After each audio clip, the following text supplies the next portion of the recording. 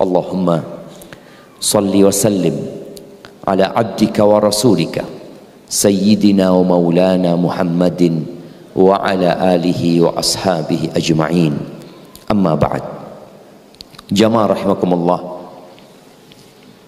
kita semua akan meninggalkan dunia ini, dan kita tahu rumah yang kita tempatin dulu milik orang lain, kemudian kita membangunnya atau kita mewarisinya, dan suatu saat akan digantikan oleh orang yang berbeda. Kemana kita akan pergi? Itulah yang menjadi tema kita hari ini.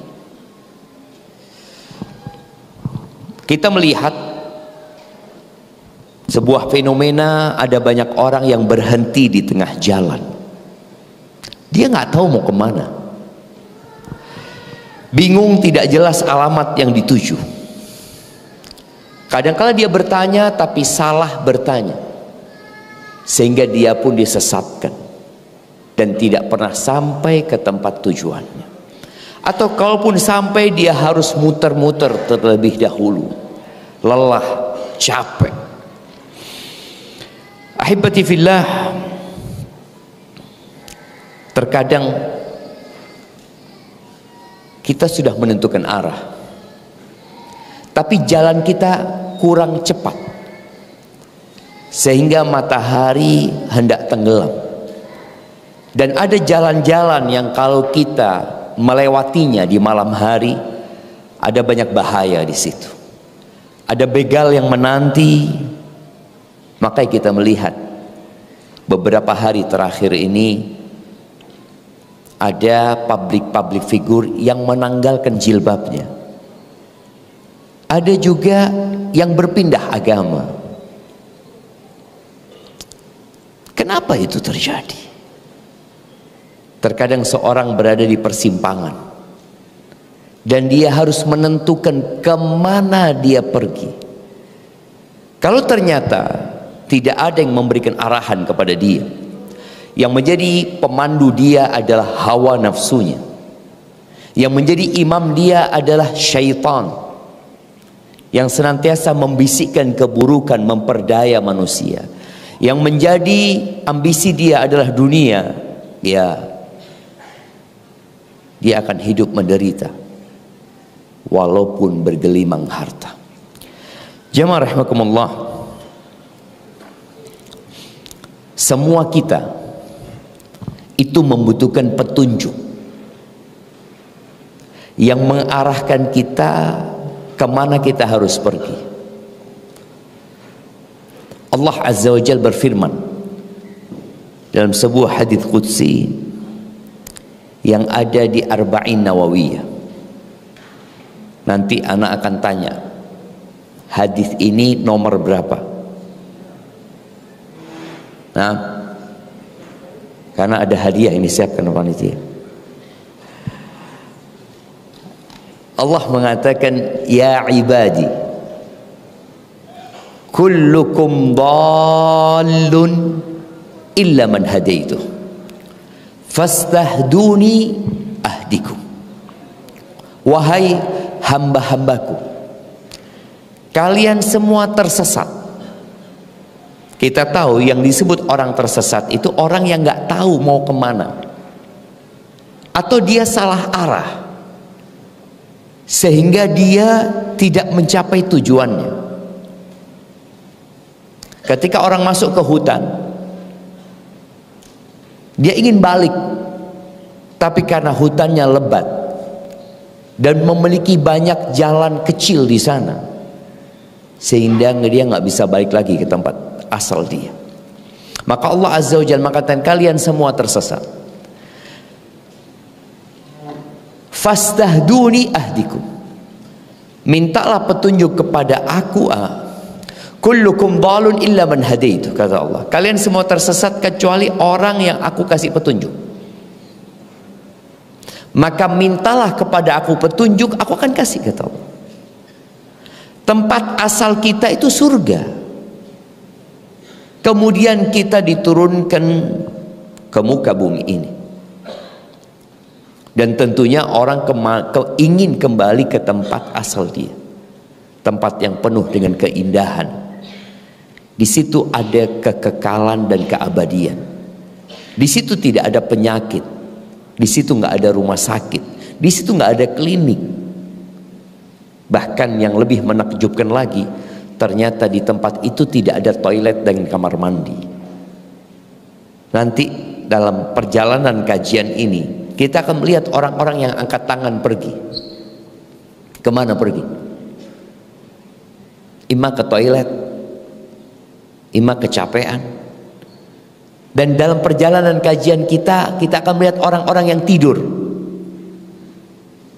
Antum lihat kanan kiri antum, mungkin sudah ada yang tidur. Baru mulai, sebagian sudah Bismillahumma amtu ahjama. Ini gara-gara kajiannya di hotel, jadi ngantuk. Nah, di surga nggak ada tidur, nggak ada ceritanya orang ngantuk ya, nggak ada. Karena orang tidur itu tidak menikmati hidup. Antum akan mendapatkan orang-orang di tempat kajian yang kemudian dia tertidur. Tahu-tahu ustadznya baca doa kafaratul majlis, dia langsung subhanakallahumma wa bihamdika. Padahal seharusnya bangun tidur baca doa apa? Doa kafaratul majlis apa doa bangun tidur? Ini enggak, baca doa kafaratul majlis dia, karena menyatu antara tidur dia dengan kajian. Maka tadi untuk kembali ke tempat yang tidak ada tidur, kita harus menentukan arah. Dan dalam menentukan arah itu ya kita butuh petunjuk. Kenapa tiap hari kita nggak pernah berhenti mengatakan ihdinas siratal mustaqim? Padahal kemarin udah baca, 2 hari sebelumnya udah baca, tahun lalu juga baca, 10 tahun yang lalu kita juga baca ihdinas siratal mustaqim. Dan kita tidak pernah meninggalkannya. Karena kita butuh petunjuk arah tadi, kita mau kemana gitu. Ada 4 begal yang menyebabkan antum kehilangan arah. Siapa yang mau nyebutkan? Oke, Anda sebutkan sekarang, nanti akan jadi pertanyaan. Begal yang pertama adalah dunia. Yang tadi kita baca ayatnya, di ayat kelima dari surat Fatir, Allah mengatakan fala taghurrannakumul hayatud dunya. Jangan kalian terpedaya dengan kehidupan dunia. Begal yang kedua di ayat yang sama, syaitan. Wala yaghurrannakum billahil gharur. Jangan mau diperdaya sama tukang tipu. Tukang tipu ini yang membuat ayah kita diturunkan dari surga. Dengan bahasa-bahasa yang indah, dengan janji-janji palsu, yang sampai hari ini nggak berhenti. Bukan setelah Nabi Adam digodain lalu setan berhenti dan kita berhasil menghadapi setan, tetap dia terus menggodain kita. Dan ajibnya setan tuh nggak pernah tidur siang, nggak ada. Maka antum jangan jadi setan, tidurlah siang. Kata Nabi SAW, qilu fa inna syaitana la yaqil. Kalian tidur siang, sesungguhnya setan itu nggak tidur siang, dia terus menggodain manusia. Tapi begal yang ketiga yang membuat orang kehilangan arah itu adalah an-nafs, jiwa. Yang Allah Azza wa Jalla mengatakan innan nafsa la'ammaratun bisu. Sesungguhnya jiwa itu senantiasa memerintahkan kepada keburukan. Jiwa itu maunya apa sih? Santai ya. Maunya enak-enakan. Sulit untuk diajak berjuang. Maka butuh effort lebih kalau kita mau ngajak jiwa kita. Yang keempat, al-hawa. Hawa itu kemauan-kemauan, kecondongan-kecondongan, kecenderungan-kecenderungan. Berapa banyak orang itu masuk pasar tanpa punya tujuan? Ketika orang itu masuk pasar dengan tujuan, insya Allah selamat. Contohnya ibu-ibu masuk mall, mau beli kaos kaki.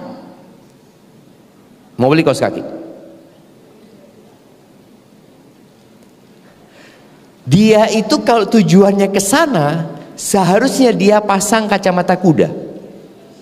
Saya ke sana, tapi enggak. Godaan kemauan, godaan dunia, bisikan setan, jiwanya membuat dia bawa satu keranjang. Bukan kaos kaki. Kaos kakinya cuma satu. Sisanya ini, itu. Ketika datang ke rumah ditanya sama suaminya, waktu izin tadi beli apa? Kaos kaki. Pulang, loh, kok banyak ini kata dia. Alhamdulillah bang, dapat rezeki dari Allah Subhanahu Wa Taala. Nah, itu 4 begal yang menyebabkan orang kadang-kala nggak bisa sampai tujuan. Maka ahibati fillah, tadi kenapa kita harus terus memohon kepada Allah Azza wa Jalla? Terus, karena yang bisa memberikan petunjuk cuma Allah. Kajian kita hari ini hanya memberikan penjelasan. Hidayah itu ada 2. Hidayah petunjuk kepada sebuah arah itu ada 2. Sebutkan. Ada hadiahnya yang bisa nyebutkan.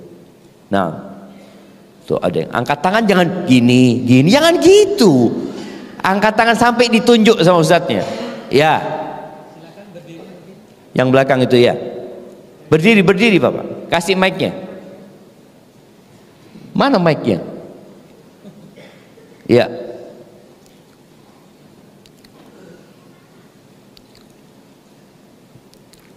Bismillah. Yang pertama Hidayatu Irsyad wa Taufik.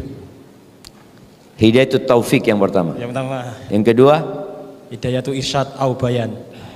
Hidayatul Irsyad au Bayan. Apa artinya? Lu tunggu dulu. Oh, iya. Hidayatu Taufik murni dari Allah, hanya Allah yang mampu memberikan. Apa itu Hidayatul Taufik itu? Masya Allah. Nanti Ustadz yang jelasan. Ustadz yang jelaskan. Siap, kasihkan hadiahnya. Nah, hidayah itu ada 2. Hidayatul Irsyad wal Bayan, ada Hidayatul Taufik. Hidayatul Irsyad wal Bayan itu hanya sekedar memberikan penjelasan. Yang orang itu bisa ikut, bisa tidak. Allah telah menurunkan Al-Quran. Itu Hidayatul Irsyad. Dikasih ini hudal lil muttaqin, Quran itu hudal linnas. Tapi yang bisa mengambil manfaat itu ada yang dikasih taufik sama Allah Azza wa Jalla. Abu Jahal itu dapat Hidayatul Irsyad. Abu Lahab juga dapat. Kaum musyrikin di Mekah dapat. Fir'aun pun dapat. Bagaimana Hidayatul Bayan wal Irsyad itu memberikan penjelasan. Fir'aun bertanya, famar rabbukuma, siapa Tuhan? Kasih penjelasan. Itu Hidayatul Irsyad. Sebagaimana kajian kita hari ini, itu Hidayatul Irsyad wal Bayan. Tapi antum mengamalkan, tidak mengamalkan, itu kembali kepada taufik Allah Azza wa Jalla. Makanya kenapa ada orang-orang yang dekat sekali sama pintu hidayah tapi nggak masuk-masuk. Seperti anaknya Nabi Nuh. Anaknya Nabi ini. Nabi Nuh itu cinta sama anaknya. Sampai beliau memberikan penjelasan kepada anaknya itu. Di saat banjir bandang sudah datang. Anaknya itu butuh untuk menentukan arah. Dia mau kemana? Nabi Nuh sudah ada di perahu. Dan anaknya masih di luar. Dipanggil anaknya itu, ya bunayyar kam ma'ana. Wahai ananda, ayo naik bersama kami. Dia butuh sekali untuk menentukan arah kemana dia mau pergi. Wala takun ma'al kafirin. Kau jangan bergabung sama orang-orang kafir. Apa kata anaknya? Sa'awi ila jabalin Dia menentukan arahnya sendiri. Dikasih arahan, tidak mengikuti arahan. Bahkan dia mengatakan, sa'awi ila jabalin ya'simuni minal ma. Aku akan mendaki ke gunung. Itu arahnya dia, gunung yang akan menyelamatkan aku dari air.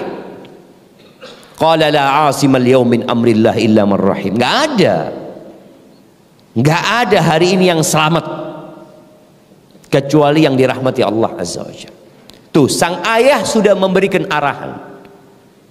Dia butuh sekali, tapi dia nggak mau. Maka kenapa kita harus minta terus sama Allah Azza wa Jalla? Betapa sering penjelasan-penjelasan ustadz yang kita nggak amalin. Allah Azza wa Jalla mengatakan, man yahdihillah fala mudhillalah.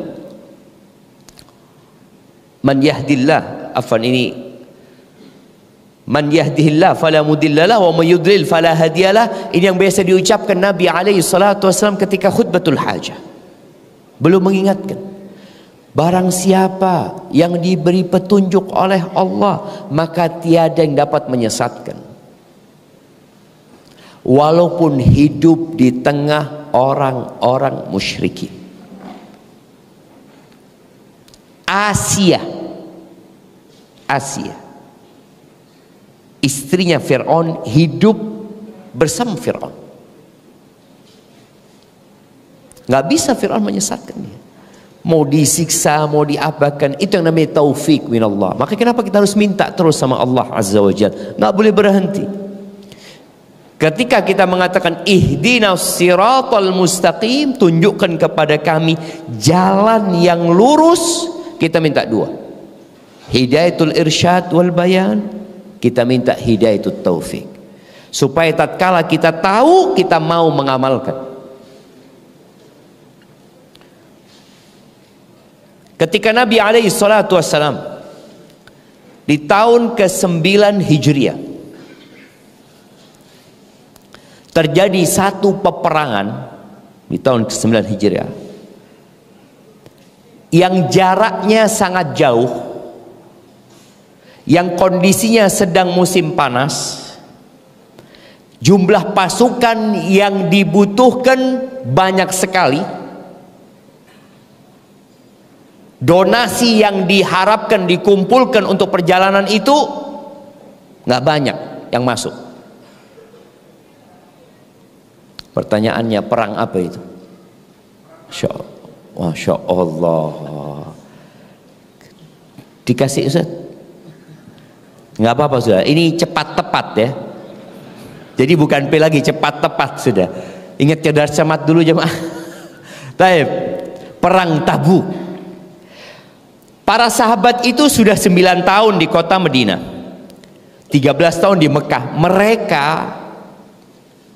sudah mengetahui fadilah jihad fisabilillah. Mereka tahu dengan keutamaan akhirat. Tapi mereka pada waktu itu, pada saat diperintahkan menentukan arah, mereka tergoda dengan dunia.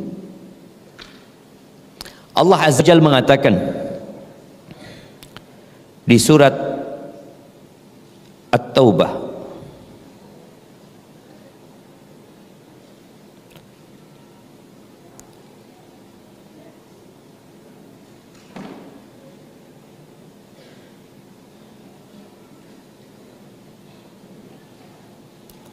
di ayat 38 jemaah.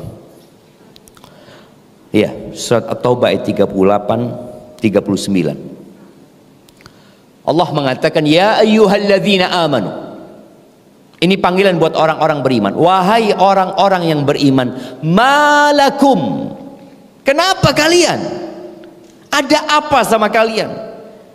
Kalian ini sudah beriman, kalian itu sudah faham, sudah ngerti bahwa dunia ini akan ditinggalkan. Kita semua tahu itu. Allah mengatakan, malakum idza qila lakum unfiru fi sabilillah itsaqaltum ilal ard. Ada apa sama kalian? Kok berubah kalian? Ketika perang Badar mereka semangat, perang Uhud mereka semangat, perang Ahzab mereka semangat, perang Khaybar mereka semangat. Tapi setelah penaklukan kota Mekah ada yang berubah. Musuh bebuyutan mereka selama ini siapa?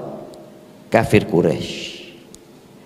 Ketika musuh bebuyutannya sudah dikalahkan, Mekah sudah ditaklukkan, para sahabat ini mau istirahat. Sudah selesai. Udah. Mekah jadi negeri Islam. Tahu-tahu ada perintah berangkat jihad ke Tabuk. Yang dilawan bukan orang Arab lagi. Yang dihadapi bangsa Romawi. Yang pada saat itu dikatakan jumlah pasukan mereka 200.000. Maka sahabat yang perang pada waktu jumlahnya 30.000. Mereka pada saat mau istirahat, mau santai, datang perintah ke Tabuk. Perintahnya lebih berat. Ya itulah yang namanya naik kelas. Nggak sama kelas 1 sama kelas 6 pelajarannya. Maka kalau anak kelas 1 itu kemudian tahu-tahu naik ke kelas 6 nggak lewat kelas 2, 3, 4, berat bagi dia. Tapi kan udah lewat. 1, 2, 3, 4, 5, 6. Istirahat nggak ada.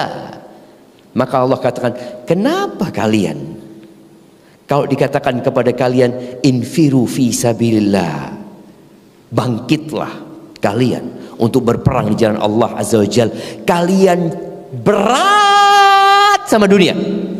Itsaqaltum ilal ard, condong kayak ada magnetnya bumi ini. Kata Allah, araditum bil hayatid dunya minal akhirah. Oh, apa kalian sudah senang sama kehidupan dunia? Kalian nggak lagi mikir akhirat kalian? Allah Azza wa Jalla mengatakan, fama mata'ul hayatid dunya fil akhirati illa qalil. Kenikmatan dunia dibandingkan akhirat sedikit, cuma sedikit. Tadi kadang-kala kita harus menentukan arah di saat kita ini ingin istirahat, ingin menikmati hidup. Enggak. Tapi memang hidup itu pilihan. Allah Azza wa Jalla mengatakan illa tanfiru. Kalau kalian nggak mau berangkat, itu kembali kepada kalian. Tapi ada konsekuensinya. Yu'adzibkum adzaban alima. Allah akan memberikan azab kepada kalian, azab yang pedih. Wa yastabdil qauman ghairakum. Allah akan jadikan generasi yang lain. Allah akan gantikan kalian dengan generasi yang lain. Wala tadurruhu syai'a. Dan kalian tidak akan membahayakan Allah sedikit pun. Allah nggak butuh dengan ibadah kita. Allah nggak butuh kita berada di siratal mustaqim. Enggak. Allah katakan di ayat lainnya, faman syaa falyu'min wa man syaa falyakfur. Yang mau beriman monggo, yang mau kafir silahkan. Tapi semua ada konsekuensinya. Wallahu ala kulli syai'in qadir. Allah Maha Kuasa atas segala sesuatu. Ahibati fillah. Jadi kalau kita melihat bagaimana kisah orang-orang yang harus menentukan arah di saat dia butuh arahan, sangat dahsyat sekali. Tadi kita mendengar ceritanya anaknya Nabi Nuh yang dia nggak mau, dia memilih arahnya sendiri.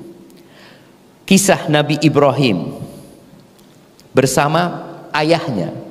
Kalau tadi cerita bapak sama anak, bapaknya Nabi, anaknya bukan Nabi.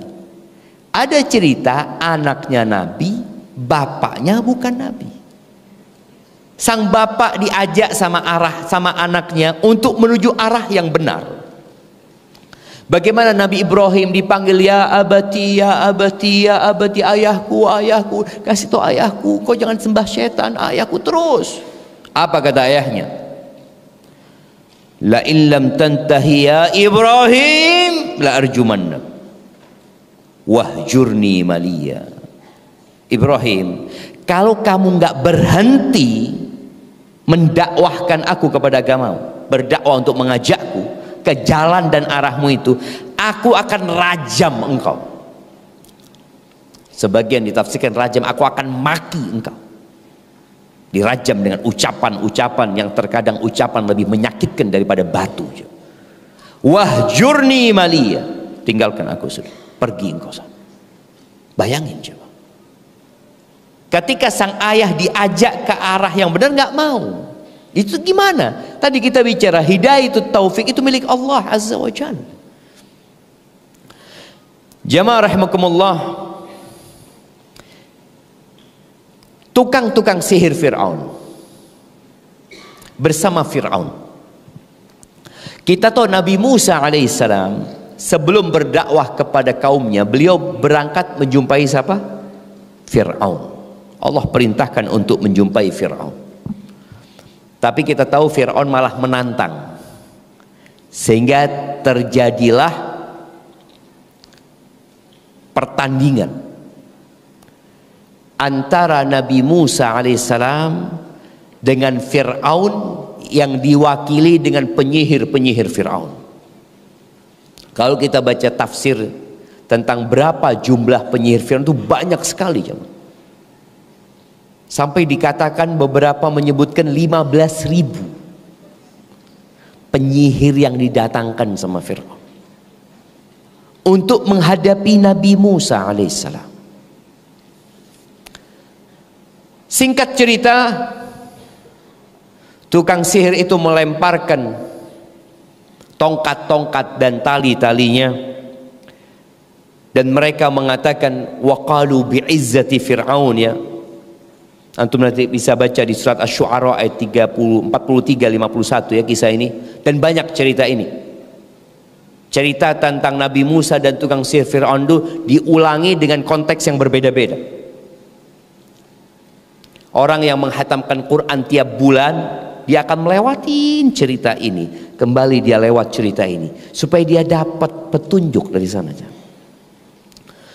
Tukang-tukang sihir itu mengatakan waqalu bi'izzati Fir'aun inna lanahnul ghalibun.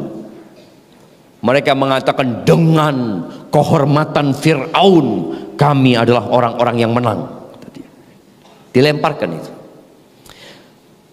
Ketika dilemparkan, orang-orang yang melihat seakan-akan melihat ular, tapi padahal tetap itu tali dan tongkat. Fa'alqa Musa asahu, Nabi Musa melemparkan tongkatnya, fa'idha hiya talqafu ma ya'fikun. Tongkat itu melahap, menelan semua tongkatnya Nabi Musa yang jadi ular itu, jadi ular beneran. Dia melahap semua tongkat dan tali-tali itu, habis ya. Yang tersisa ularnya Nabi Musa. Apa yang terjadi dengan tukang sihir dan Fir'aun? Tukang-tukang sihir itu ketika harus menentukan arah, sekarang baru saja dia mengatakan dengan keutamaan, dengan kejayaan Fir'aun. Tapi mereka melihat bahwasanya yang dibawa Nabi Musa bukan sihir. Allah mengatakan fa'ulqiyas saharatu sajidin. Tukang-tukang sihir itu semuanya sujud. Qalu amanna bi rabbil alamin, Rabbi Musa wa Harun. Mereka mengatakan kami beriman kepada Tuhan pencipta alam semesta ini, Tuhannya Nabi Musa dan Harun. Ini sikap tukang sihir, langsung beriman. Tapi bagaimana sikap Fir'aun? Nanti kita akan bahas penghalang-penghalang hidayah ya di sesi yang kedua. Apa saja yang menyebabkan orang itu akhirnya nggak dapat hidayah? Bagaimana tukang sihir dapat hidayah, Fir'aun nggak dapat? Kalau hidayatul bayan udah dijelasin. Fir'aun mengatakan qala amantum lahu qabla an adzana lakum. Berani-beraninya kalian beriman kepada dia sebelum aku kasih izin kepada kalian. Fir'aun penguasa, dia punya kekuatan. Apa kata dia? Innahu lakabirukumul ladzi 'allamakumus sihr. Dia nih, Musa ini adalah guru besar kalian yang mengajarkan sihir kepada kalian. fala saufa ta'lamun. Kalian akan tahu akibat dari perbuatan kalian ini, beriman kepada dia. La uqatti'anna aydiyakum wa arjulakum min khilafin wa la usallibannakum ajma'in. Aku akan memotong tangan dan kaki kalian secara silang. Nggak dibunuh jemaah, disiksa, dipotong kakinya dan tangan secara silang. Kemudian aku akan salib kalian semuanya. Disalib di pohon-pohon kurma aja. Mereka ditaruh, dipaku di sana. Apa kata tukang sihir Fir'aun? Qalu la dhair inna ila rabbina munqalibun. Kata mereka, enggak, itu enggak membahayakan kami. Enggak apa-apa. Kami akan kembali kepada Tuhan kami. Inna natma'u ayyaghfira lana rabbuna khatayana an kunna awwalal mu'minin. Kami berharap Allah ngampuni dosa-dosa kami karena kami menjadi orang yang pertama beriman kepada Nabi Musa alaihissalam. Lihat jemaah, tatkala harus menentukan arah, tukang sihir Fir'aun pagi harinya masih bersama Fir'aun, sore harinya sudah ada di pokok-pokok pohon kurma, disalib secara dipotong tangan dan kiri kakinya secara silang. Masyitah binti Fir'aun. Siapa nama tukang sisir anaknya Fir'aun? Angkat tangan dulu, baru dijawab. Tuh, mama kasih. Ibu-ibu hadiahnya udah dikasih belum yang tadi? Sudah? Hadiahnya. Oh belum. Makanya nggak semangat lagi angkat tangan mereka. Ada hadiahnya. Sudah Ustaz, sudah. Bentuknya kupon Ustaz. Oh iya. Dikasih kupon. Sudah tadi yang sudah dapat hadiah. Masya Allah. Taib, tafadhal ibu-ibu tadi. Yang Tadi sebelah sini ya tadi ya. Silakan. Maka yang angkat tangan tuh jangan angkat tangan terus berhenti. Ah, ya itu. Jadi nggak tahu. Ya silakan Ibu. Nama yang menyisir ya. Tukang sisir Tukang sisir. putrinya Firaun. Sisir. Nah. Yang mana Ustaz? Pokoknya sebelah sini Ustaz tadi. Pokoknya Masya Allah. Mic-nya dikasihkan gitu loh. Terserah yang pegang mic sudah.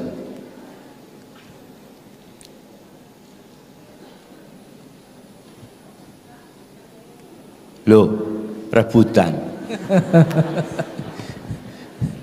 Ini panitia yang ngambil mic itu kehilangan arah dia. Ya. Karena banyak angkat tangan, dia mau kemana Masito, gitu. Ustaz. Siapa? Masito. Masyito. Masyito itu artinya tukang sisir. Bukan namanya.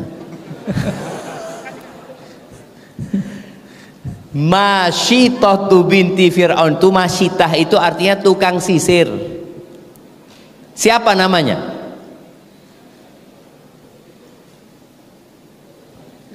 Iya, siapa namanya Bu? Ada yang angkat tangan sebelah situ.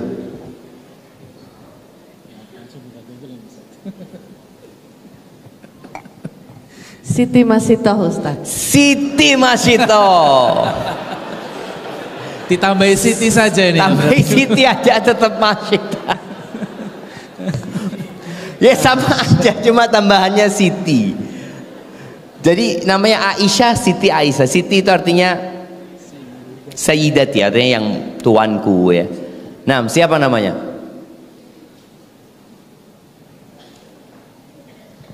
Nah, iya. Kasihkan ke yang jawab pertama hadiah tadi ya. Karena Anda juga nggak tahu namanya siapa jamaah. Iya. Jadi dia dikenal Masyitatu binti Fir'aun, tukang sisirnya putrinya Fir'aun. Tukang sisir. Namanya nggak ketahuan. Makanya ketika Nabi kita Muhammad alaihi salatu wassalam Mi'raj, beliau Isra dan Mi'raj, kemudian beliau mencium aroma yang wangi sekali. Beliau tanya kepada Jibril alaihissalam, ini aroma apa kata dia? Dikatakan ini aromanya Masyitatu binti Fir'aun dan anak-anaknya.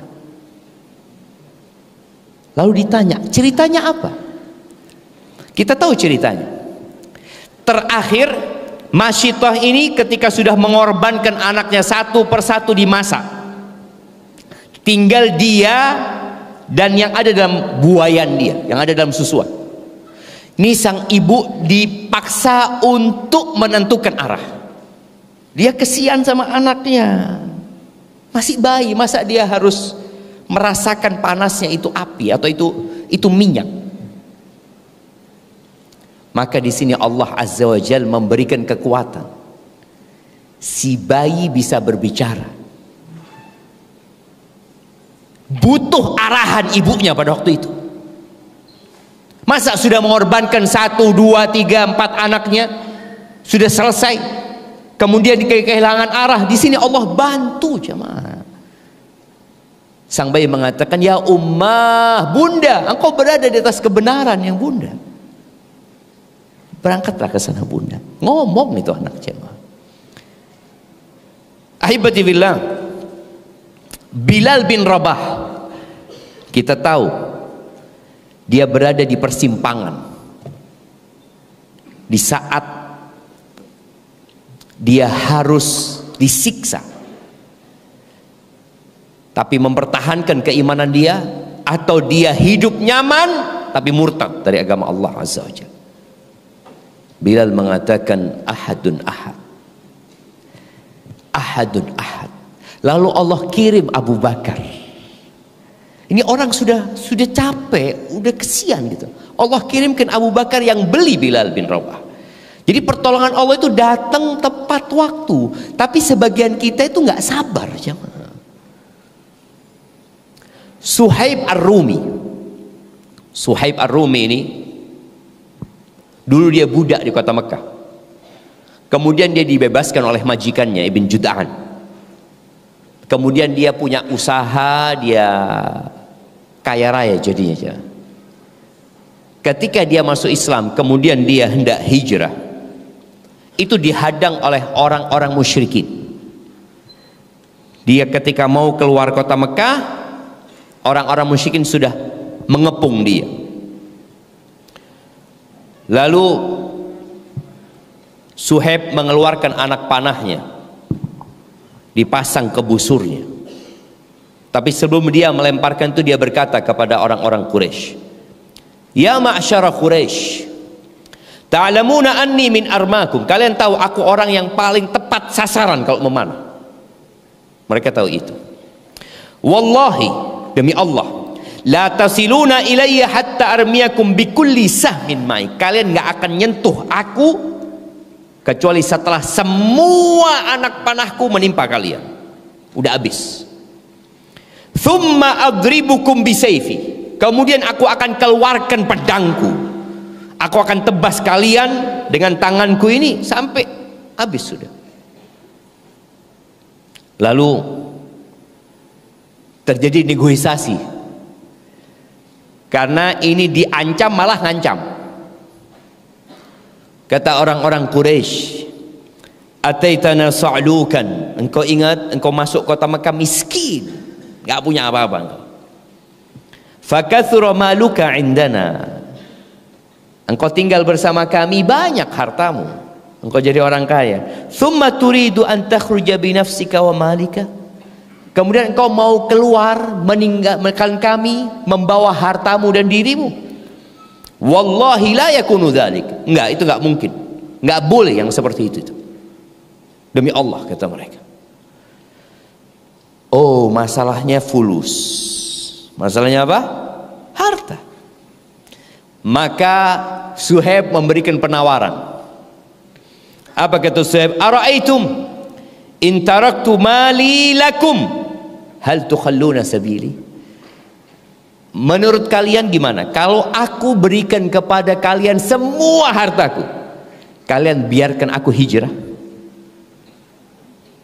Qalu na'am. Iya. Bayangin jamaah, Suhaib sedang berada di persimpangan jalan. Dia harus menentukan arahnya. Maka Suhaib menunjukkan, hartaku ada di tempat ini. Karena dulu hartanya emas perak ya. Emas perak itu tinggal gali tanah, masukin, selesai jamaah. Di tempat ini, tempat ini. Kata mereka, silahkan kau lanjutkan ke kota Mekah. Kemana? Ke kota Madinah. Ketika sampai kota Madinah, kejadian itu nggak ada yang mengetahui kecuali Suhaib sama orang-orang kafir itu.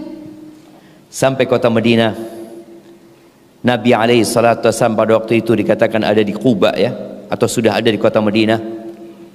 Rasulullah sallallahu alaihi wasallam mengatakan kepada Suhaib, "Rabbi hal bai' ya Aba Yahya." Rabbi hal bai' ya Aba Yahya. Untung sekali perniagaanmu wahai Abu Yahya. Apa ya Rasulullah, kata dia. Nggak ada yang tahu kecuali aku bersama mereka, tentunya Allah Azza wa Jalla. Sepertinya Jibril sudah ngasih tahu engkau. Iya. Allah berfirman di surat Al-Baqarah ayat 207, wa minan nas may yashri nafsahu ibtigha'a mardatillah. Ada di antara manusia-manusia yang membeli dirinya untuk mencari keridhaan Allah Azza wa Jalla. Maka ahibati fillah, seorang manusia tatkala berada di persimpangan jalan, maka dia harus benar-benar berdoa memohon kepada Allah Azza wa Jalla agar Allah memberikan petunjuk kepadanya. Dan khususnya orang yang berumur 40 tahun. Ya, siapa yang umurnya pas 40 tahun? Kalau ini belum dapat hadiah kalau ini ya. Gimana Ustaz? Belum dapat hadiah kalau ini Ustaz. Oh, kasih hadiah nggak apa-apa Ustaz. Kasih. Masih banyak hadiahnya kan? Oh masih. Masih banyak. Nah, tafadhol. Baik. Silakan. 40 pas ya Ustaz ya. 40 pas. 40 pas hari ini berarti Hari Bapak ini, Ibu. Ya nggak harus hari, tahun ini lah nggak apa-apa.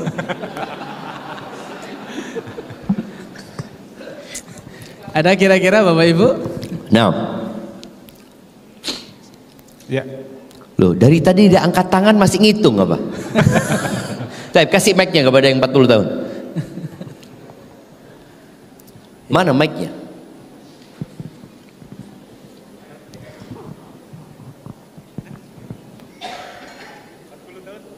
tahun? 40 tahun, 3 tahun yang lalu atau sekarang? Oh, sekarang. Oke. Silakan. Nah, kapan antum lahir? Tahun 86 Ustaz. Berapa? 86. 1986. 1986. 86. November sudah 40 tahun. Gimana? November. 86 November. Ya. Berarti sekarang 41. 39. Hah? 39. Ustaz. 39. November besok 40 Ustaz. Enggak, betul dia 40. Karena kalau hitungan hijriah antum udah kelewatan. Iya, kita tanya 40 hijriah jamaah. Dikasih hadiahnya nggak apa-apa sudah jamaah. Jazakallahu khair. Allah berfirman di surat Al-Ahqaf ayat 15. Surat Al-Ahqaf ayat 15. Apa kata Allah Azza wa Jalla? Wasainal insana biwalidayhi ihsana. Kata Allah, kami wasiatkan, kami perintahkan kepada manusia agar berbuat baik kepada kedua orang tuanya. Ingat jamaah, berbuat baik kepada orang tua ini mutlak, kita harus berbuat baik kepada orang tua, berbuat baik kepada orang tua. Orang tuanya muslim, taat kepada Allah, kita wajib. Bapak ibu kita muslim tapi ahli maksiat, tetap wajib. Bapak ibu kita kafir, tetap kita wajib berbuat baik.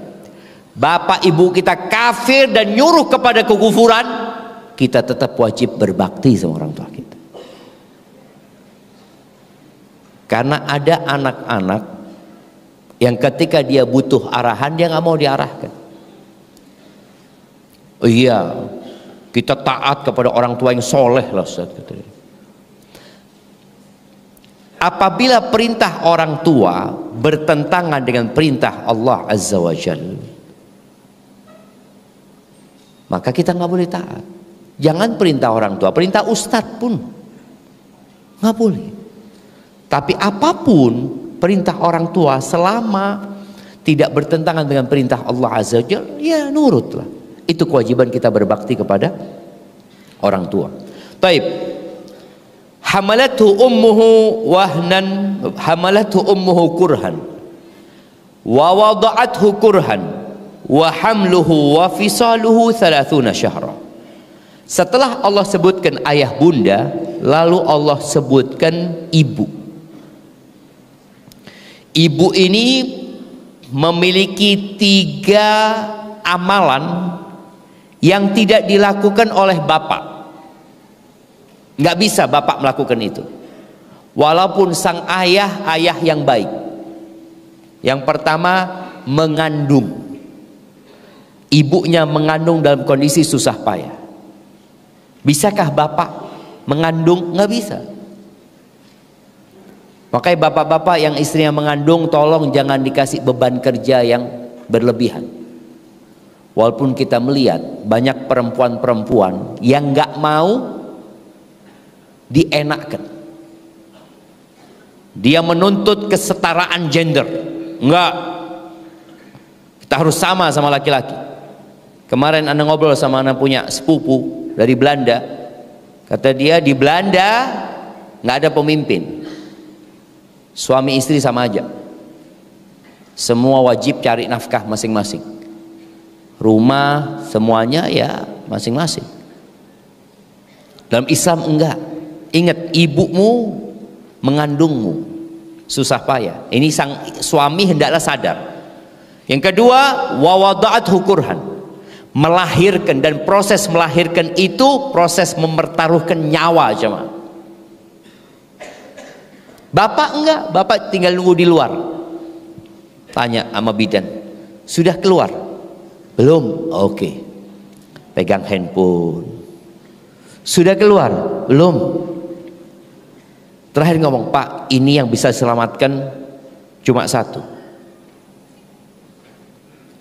ibunya atau anaknya. Bapak harus menentukan arah. Kira-kira siapa yang diselamatkan, bapak-bapak? Bapak-bapak. Nah, yang mau jawab angkat tangan.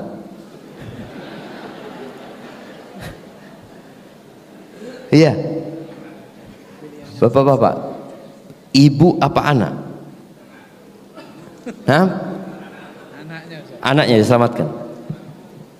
Kasih mic-nya anak-anak. Kenapa kok anaknya? Anaknya diselamatkan, ibu bisa cari lagi gitu. Golim ini bapak. Dalam agama itu ibunya yang diselamatkan. Nah, jadi ketika memang ibunya bisa mati ini, maka sang ibu yang diselamatkan.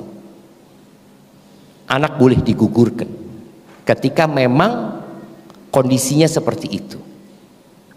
Taib, proses itu. Yang ketiga, menyusui. Ada bapak-bapak yang nyusui anaknya. Bapak-bapak ini suruh gendong anak, Ustaz. 5 menit sudah, aduh kesel gegeri. Subhanallah, itu ibu ya, nggak capek jemaah, nggak lelah dia itu. Makanya Allah Azza wa Jalla mengingatkan manusia yang umurnya 40 tahun nih, bentar lagi nih. Allah Azza wa Jalla mengatakan, hatta idza balagha ashuddahu wa balagha 40 sana.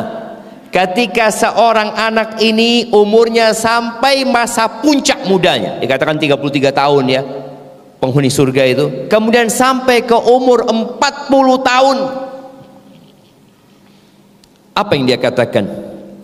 Rabbi, qala Rabbi, wahai Rabbku, auzi'ni an ashkura ni'mataka allati an'amta alayya wa ala walidayya. Wahai Rabbku, ilhamkan kepada aku Bantulah aku ya Allah untuk dapat mensyukuri nikmat yang kau berikan kepada aku dan kepada kedua orang tuaku. Bayangin, dia ingat sama orang tuanya. Karena keberadaan anak ini disebabkan adanya kedua orang tuanya. Kesuksesan anak adalah kesuksesan orang tua.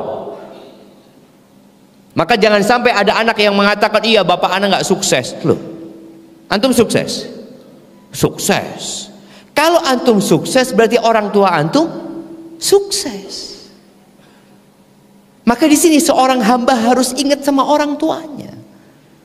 Maka di doa buat orang tua, Rabbighfirli, Rabbirhamhuma kama rabbayani saghira.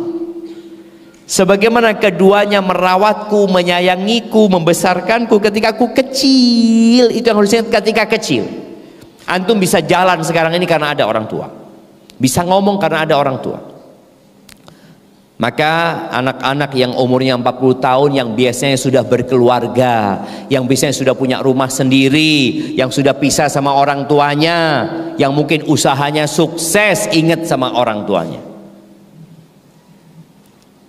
Nabi alaihissalatu wasallam mengatakan, anta wa maluka li abik, engkau bersama hartamu milik bapak. Allahu akbar. Taib. Kemudian wa ala walidayya wa an a'mala salihan tarda. Ini kita butuh arah dari Allah azza wajalla. Kasih aku ilham ya Allah, kasih aku petunjuk ya Allah, agar aku beramal soleh. Karena orang kalau umur 40 tahun nggak berubah, sulit untuk berubah, jemaah. Kalau kita melihat para sahabat Nabi yang masuk Islam di kota Mekah sebelum hijrah, rata-rata umurnya di bawah Nabi Muhammad SAW. Nabi berumur 40 tahun pada waktu itu. Abu Bakar dikatakan 37,5 atau 38 tahun. Umar 28 tahun. Ali masih kecil, rata-rata mereka masih muda-muda. Jadi anak yang masih muda itu mudah untuk dirubah. Ketika dia butuh arahan, kita kasih arahan, insya Allah mau. Tapi lewis tuwe, waduh, betul jemaah. Rata-rata pemuka-pemuka Quraisy yang sepuh-sepuh itu masuk Islamnya kapan? Penaklukan kota Mekah. Jadi mereka melihat, oh Islam sudah jaya, sudah menang, baru masuk Islam.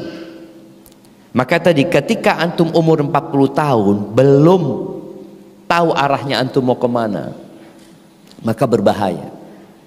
Minta sama Allah.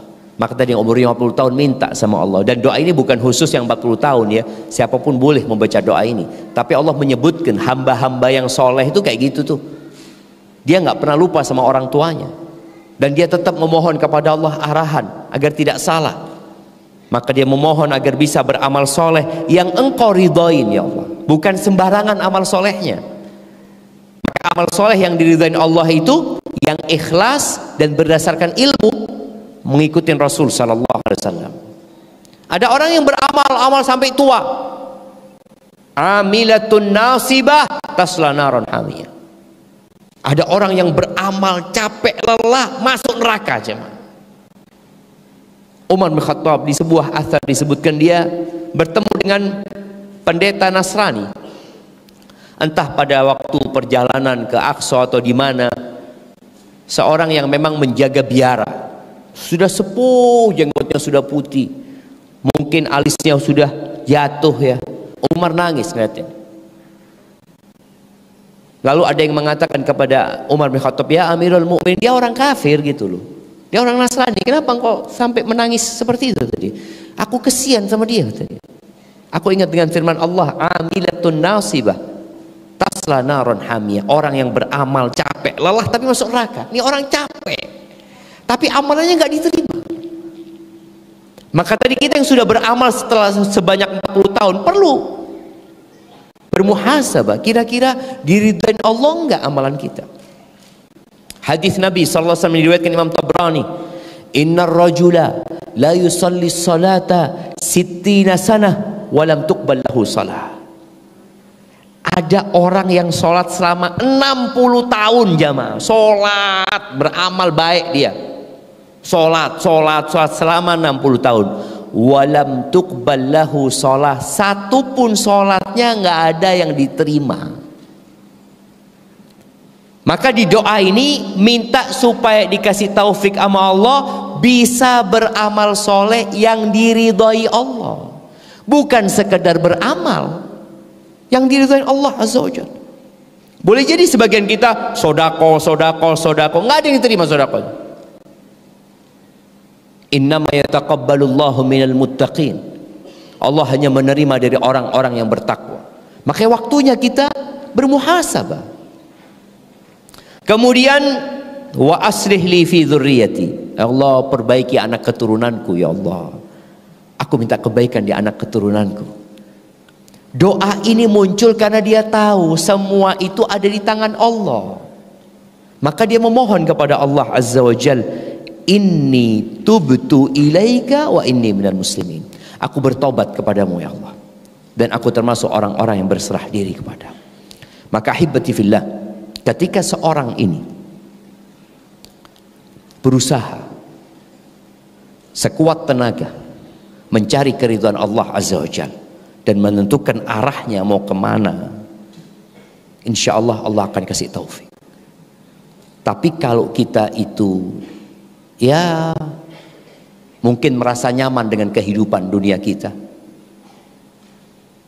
mengikuti hawa nafsu kita, semua keinginan-keinginan diturutin, maka terkadang kita tidak akan pernah sampai ke surga Allah Azza wa Jal yang menjadi tujuan kita, bahkan menjadi awal mula manusia diciptakan di sana. Barakallahu fiik.